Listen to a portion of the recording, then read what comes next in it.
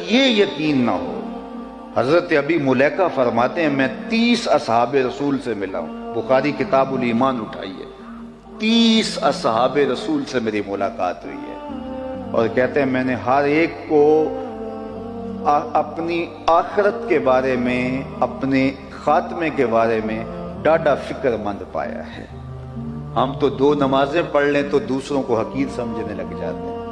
یہ وہ لوگ تھے جن کی آنکھوں نے جمال محمد عربی دیکھا ہے، لیکن فکر مند تھے کہ ہمارا خاتمہ بخیر ہو جائے. ہم دیکھتے نہیں ہیں بلعم بن باورا، یہ بنی اسرائیل کا مستجاب الدعوات ولی ہے. جب ہاتھ اٹھا کے دعا مانگتا ہے تو منہ پہ بعد میں پھیرتا ہے، قبولیت پہلے ہوتی ہے.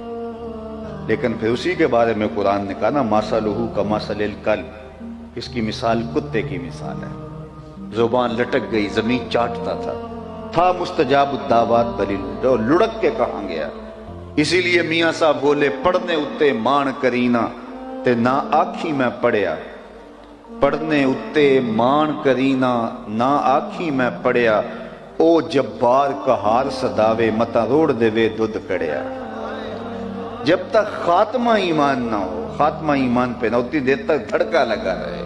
رنگا رنگ سہیلیاں پرن کڑے پر پریا استا جانی ہے جس دا توڑ چڑھے. کسی نے حضرت بایزید بستامی سے پوچھا، ایک بوڑھی خاتون نے، حضرت ایک مسئلہ پوچھنے آئی. کہا پوچھئے. کہا آپ کی داڑھی اچھی ہے یا میرے گدے کی دم اچھی ہے؟ یہ کوئی مسئلہ مجھے پوچھے پھر جانے کہاں پائے. لیکن بایزید بستامی رو پڑے. کہا بڑھیا تیرے سوال کا جواب فی الحال میرے پاس نہیں ہے، یہ تو مرنے کے بعد ہی بتا سکتا ہوں. خاتمہ خیر سے ہو گیا تو پھر ہی کچھ کہہ سکتا ہوں. خیر حضرت بایزید بستامی کا 72 سال کی عمر میں انتقال ہو گیا. تو بڑھیا کو خواب میں ملے. اس نے کہا کہ میرا سوال وہیں کھڑا ہے، مجھے بتائیے میرے گدے کی دم اچھی ہے یا آپ کی داڑھی اچھی ہے؟ تو کہا اللہ کا شکر ہے میرا خاتمہ ایمان پہ ہو گیا، اب تیرے گدے کی دم کو میری داڑھی سے کیا نسبت ہو سکتی؟ تو اس نے کہا کہ بتائیے آپ کے رب نے آپ کے ساتھ سلوک کیا کیا؟ تو حضرت بایزید بستامی کہتے ہیں کہ جب میں مالک کے روبرو حاضر ہوا تو میرے مالک نے مجھے پوچھا، اے بوڑھے بتا میرے پاس کیا لے کر آئے ہو؟ 72 سال کی عمر میں انتقال ہوا تھا. اے بوڑھے بتا میرے پاس کیا لے کر آئے ہو؟ تو میں نے جواباً عرض کی مالک بادشاہوں کی چوکھٹ پہ فقیر آئیں تو شہنشاہ فقیروں کو یہ تو نہیں پوچھتے کیا لے کر آئے ہو، فقیروں کو تو بادشاہ یہی پوچھتے ہیں کیا لینے آئے ہو. میں لے کر کچھ نہیں آیا، تیری رحمت کا سوال ہی بن کے آیا. اللہ نے بغیر حساب کی میری مغفرت فرما دی.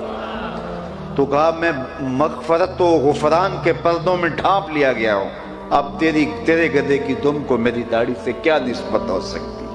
تو جب تک یہ یقین نہ ہو کہ میرا انجام کیا ہے، دھڑکا لگا رہے، ڈر لگا رہے. مومن کی یہ زندگی ہے. سعدی شیرازی کتنی خوبصورت بات کر گئے. ہمارے درس نظامی میں بچوں کو آغاز یہاں سے کروایا جاتا ہے. کتنے حکیمانہ انداز سے وہ باطن کی تربیت کرتے ہیں اور روحوں کے زنگ اتارتے ہیں. فرماتے ہیں اس دنیا پہ تو آیا تھا تو تو روتا تھا، یہ ہنستے تھے.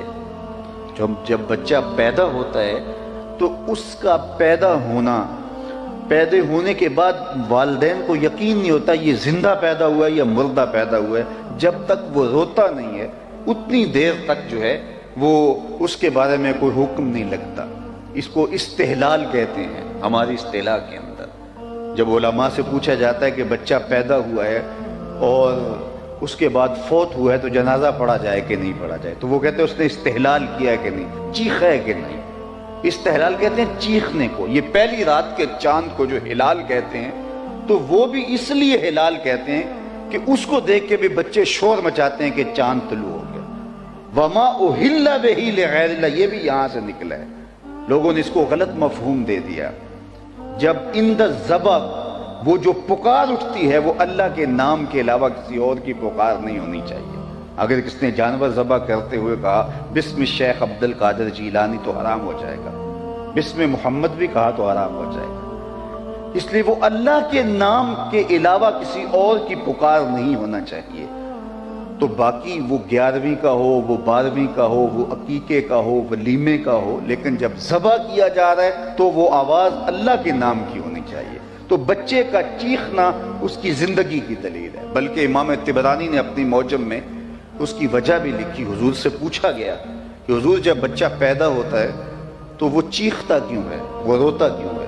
تو فرمایا اس کے ساتھ ایک ہمزاد جنم لیتا ہے جو اس کی پسلیوں کو چھیڑتا ہے اور جس سے وہ روتا ہے، چیختا ہے۔ تو انہوں نے دست بستہ عرض کی حضور جب آپ آئے تھے تو آپ کے ساتھ بھی ہمزاد آیا تھا؟ فرمایا ہاں میرے ساتھ بھی آیا تھا۔ تو کہا پھر اس نے کوئی ایسی حرکت تو نہیں کی؟ فرمایا اس نے حرکت کیا کرنی تھی؟ فلما رآنی اسلم، جب اس کی نظر میرے چہرے پہ پڑی لبوں پہ کلمہ جاری ہو گیا۔ دیکھنے والے کہا کرتے ہیں اللہ اللہ، یاد آتا ہے خدا دیکھ کے صورت میں۔ اللہ نے محبوب کا چہرہ ہی ایسا بنایا ہے جو دیکھتا ہے پھر دیکھتا ہی رہ جاتا ہے۔ تو جب اس نے فلما رآنی، جب اس نے مجھے دیکھا، اسلما، تو اس نے چھیڑنا کیا تھا؟ اس کے لبوں پہ کلمہ جاری ہو گیا۔ امام نبہانی نے باقاعدہ اس پہ باب باندھا ہے کہ حضور کا ہمزاد مسلمان ہو گیا اور اس پر دلائل بیان فرمائے اور ذکر کیا۔ اللہ اکبر۔ تو بات کر رہا تھا کہ جب تک یہ یقین نہ ہو کہ میرا انجام کیا ہے اتنی دیر تک دھڑکا لگا رہے۔ چند نمازیں پڑھ لو تو پھول نہ جایا کرو، کوئی عمل خیر ہو جائے تو شکریہ ادا کیا کرو کہ مالک تو نے توفیق دی، میری توفیق بھی تیرے کرم کا صدقہ، یہ قدم اٹھتے نہیں اٹھائے جاتے ہیں۔ کوئی خیر کی توفیق مل جائے تو جھک جاؤ، شکریہ ادا کرو، نہ کہ لوگوں کو حقیر جاننے لگ جاؤ اور سمجھو کہ ہم کوئی مقبول بارگاہ ہیں اس لیے ہم یہ نیک کام کر رہے ہیں۔